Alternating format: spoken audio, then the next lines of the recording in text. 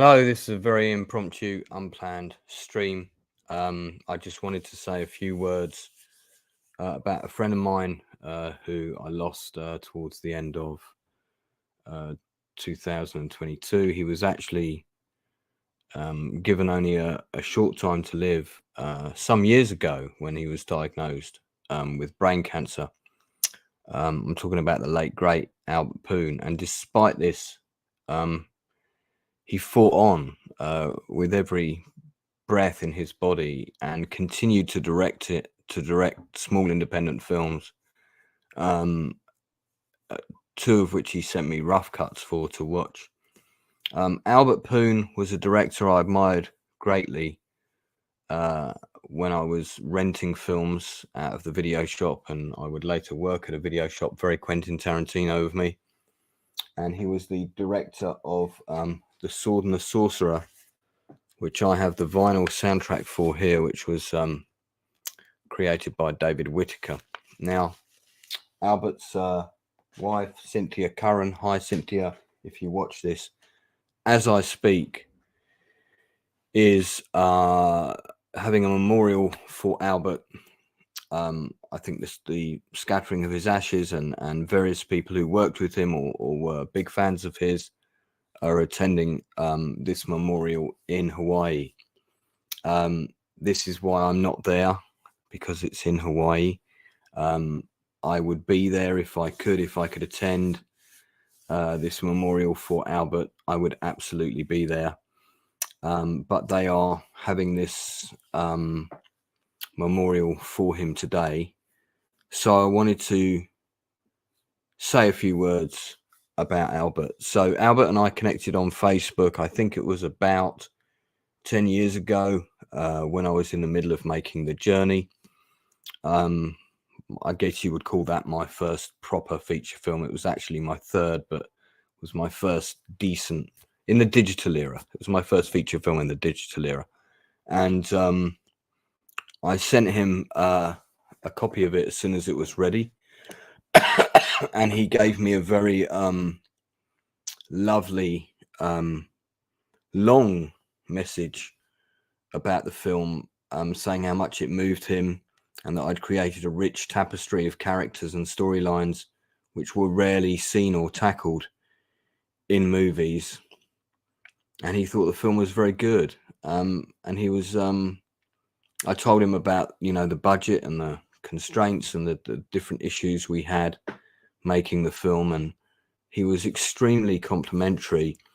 One of the things I learned about Albert during our friendship, because I would frequently contact him for advice, is that, although he kind of made some fairly notable films early on in his career, Sword and the Sorcerer, Cyborg, Nemesis, and some others, he would frequently be hampered by, "Hey Albert, you're going to make a film for £3 million," and he would get to set and it would be, "Hey Albert, you're going to make a film for $500,000. And like my good friend Matthew Holmes, who's just had a week taken off of his schedule due to flooding in a movie he's trying to make in Australia, and under very, very difficult circumstances, Albert would go through the same thing. And he would have these wonderful scripts and these big visions and these amazing worlds that he'd created. And he was very good at world building with very limited budgets. That was his skill set. And then he would arrive, on set, and the producer would say, "Sorry, we're slashing your budget by 75%. And he would still go and make a film, and it would get out there and it would get distributed and it would get released. And I'd probably watch it. Anything with his name on, I'd watch it when it arrived at the video store. Radioactive Dreams was another one, which I've recently revisited of his. I think he was never given the proper support that he should have been by Hollywood. Sword and the Sorcerer should have shown any producer worth their salt that this is a man who can make a great movie for a fraction of the cost that it might cost another filmmaker. Give him a proper budget, see what he can do. And instead, I think they exploited him in the other direction. It was more like, give him less money and see what he can do. And I think that's a great shame. Filmmakers like Albert are rare. It's rare that we get people in our industry who are tenacious, who are that tenacious, who will not quit, who love making films, who love creating worlds. These people are rare. They are rare beasts, and they need to be supported, properly supported by the industry around them. And you know, look at how many films he's made on IMDb. Okay, he made more than I'm ever going to make in my career, and most of my contemporaries. And this is a man who would not quit doing what he loved, even when he was at death's door. He kept working.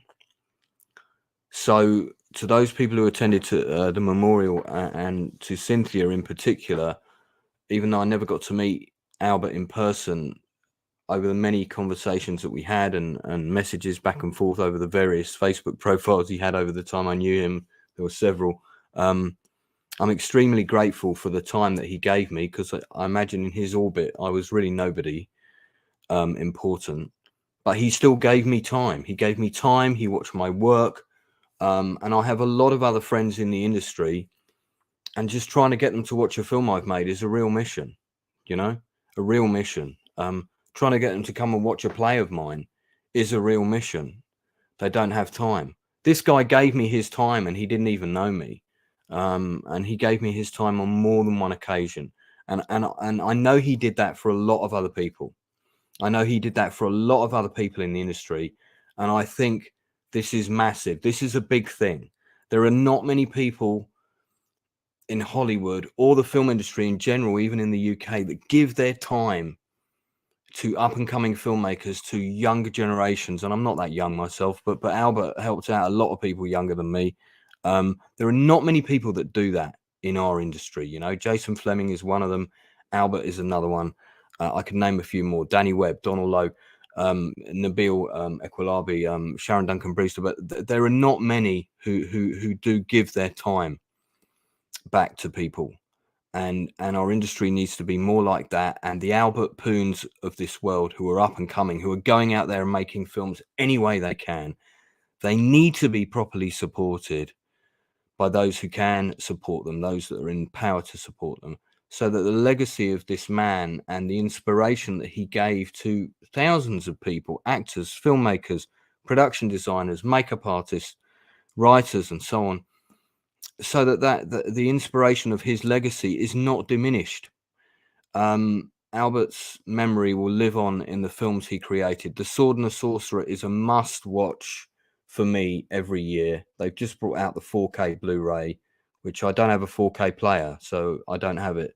But when I have the lofty financials to get a 4K player, I will be getting that film. But I have it on DVD. I have the vinyl. I have the poster. And I have the memories that Albert gave me, the emotional journeys that he gave me with his characters, his worlds. And that's the best compliment a filmmaker can ever ask for, to emote an emotional response and take your audience on a roller coaster ride and entertain them. And this man did that to me many, many times. So in closing, I just want to say thank you, Albert, for the memories. Thank you for the enjoyment I'm still going to have from the films that you created. My thoughts and condolences to his nearest and dearest, especially Cynthia. We will meet one day, Cynthia, I promise you. Huge love to you, but just please take comfort in the fact that Albert's memories, his work, his legacy will live on long after even I've gone. And that is a really important thing. And I'm so grateful that I got to speak to him and that he gave me advice. He gave me quotes for my film. And his opinion probably meant more to me than anybody else who gave me a comment on the work that I created. So that will stay with me forever. And it's not something that I'll ever forget or take lightly. And I'm just really grateful to have known him and proud to have called him a friend in the way that we were friends, professional friends, I suppose. That's it from London. It's very late now, so I'll be signing off. But thank you for listening. I'm going to post this on Cynthia's Facebook page, and I hope she gets to see it at some point during the memorial today.